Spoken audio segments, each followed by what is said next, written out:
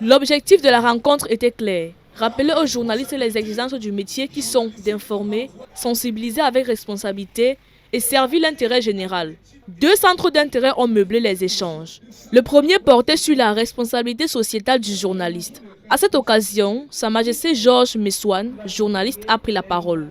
Il a longuement insisté sur la place du journaliste dans la construction d'une société équilibrée. Selon lui, le professionnel des médias doit être un repère, un guide, un acteur du vivre ensemble. Le journaliste, lui, reste journaliste. Parce que le journaliste ne sera pas un animateur, le journaliste ne sera pas un simple présentateur, il ne sera pas un influenceur, il ne sera pas, voilà, tout ce que vous savez. Le journaliste, lui, demeurera journaliste. Donc il doit, à tout moment, avoir à l'esprit le respect de la déontologie et de la profession. Le second centre d'intérêt était consacré à la responsabilité éthique et déontologique. Les intervenants ont rappelé les principes fondamentaux du métier. La vérification des sources, le respect des faits, l'équilibre de l'information, autant d'exigences qui fondent la crédibilité du journaliste. Démontrer que vous avez mené les démarches nécessaires pour aller à la source et collecter.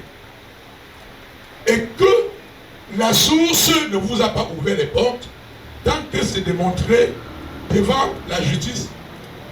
On ne va pas vous dédouaner, mais on va vous accorder au moins le bénéfice de la bonne foi. Les échanges ont été interactifs. Chacun a pu s'exprimer librement. Les expériences ont été partagées, les inquiétudes aussi. Tous ont reconnu que nul n'a la science infuse. La formation continue apparaît ainsi comme une nécessité.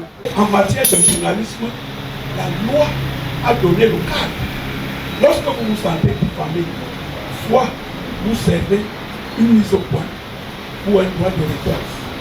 Lorsqu'on va être citoyen, lorsqu'on sortait de la prison, ça c'est ce que Dieu disait, camarade, vous êtes désormais un journaliste accompli. Parce qu'il fallait passer par la prison pour être un journaliste. Pour ceux qui ne le savent pas. Et je vais bien souhaiter qu'il nous donne quelques biscuits de son passage en prison.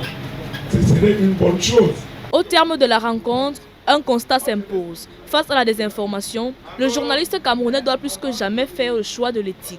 Car de sa crédibilité dépend la confiance du public et de cette confiance dépend la vitalité de la démocratie.